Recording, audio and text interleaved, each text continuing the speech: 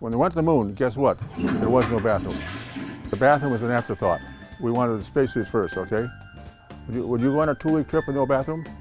Well, I wouldn't either. But anyway, so NASA was nice to these guys. They gave them a whole bunch I call pee and poo pouches. This is a pee pouch and this is a poo pouch, and don't get the two confused. The wrong pouch will not work in the right place. Don't laugh. Also, I can only do one thing at a time.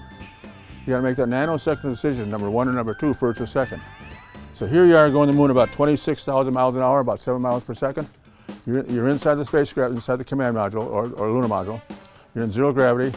You'll say, excuse me, you float off your suit, off your seat, and open up your little poo pouch.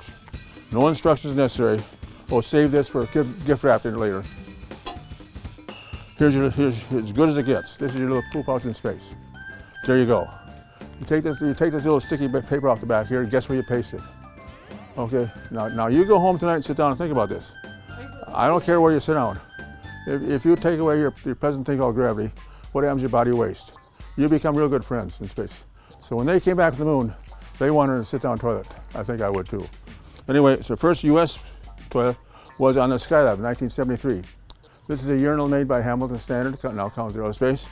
At that time, it was a medical mission. They were up there for over 90-some days. So along comes the space station. At this time, Dr. Fletch got involved quite a bit. The big difference between terrestrial toilets and space toilets is two things. Number one, we collect urine separate from solids. They're separated because now on the space station, we claim water from urine right back to you, okay? Solids are a different story. Now, there's no porcelain goddess anymore up there. Anyway, so you open it up and a fan comes on, a very gentle airflow. To assist gravity, there is no gravity, a very gentle airflow kind of floats, to kind of make sure that the right stuff goes in the right direction. Get the drift? One bag per use, put the seat down, you kind of float over to it and hold yourself down, otherwise you may have a premature liftoff while you're using the bathroom space. So when you're done, you open this up, put a paper cover, compacted little cow patties or people patties down below. We throw nothing overboard. We use natural biodegradation. We do have odor control and all that kind of stuff too. Oh, you're done. Hey guys, put the lid down, save power. There is a prototype with a bag and all that to go back to the moon. So that's as good as it gets going to space. Back in the 80s, when the shuttle first started, there was a big discussion: what tastes better, Coke or Pepsi? NASA took that to space. Okay, they had two specially designed Coke cans and Pepsi cans, but you never heard the results. The problem is, when you drink Coke or Pepsi on the ground, Coke gets in your stomach. Of course, the bubbles, CO2 come out and the bubbles rise to the top of your stomach and you got a burp. Guess what? Where do the bubbles go in space? They're down here someplace. They expand, push the Coke and Pepsi back in your mouth and don't taste so good the second time around. That's why you don't drink beer in space. However, the Russians take up vodka.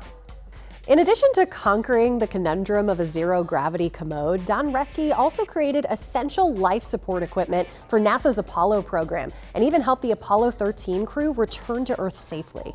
I'm still very proud of the fact that we got to the moon back then with just basic old good engineering. Right now, Artemis is a sister of Apollo. It's a new program to go back to the moon. They've been working on it for 15 years already. We did it in 6 years back then. So it'll happen, but you know, I'm still proud of what we did for space.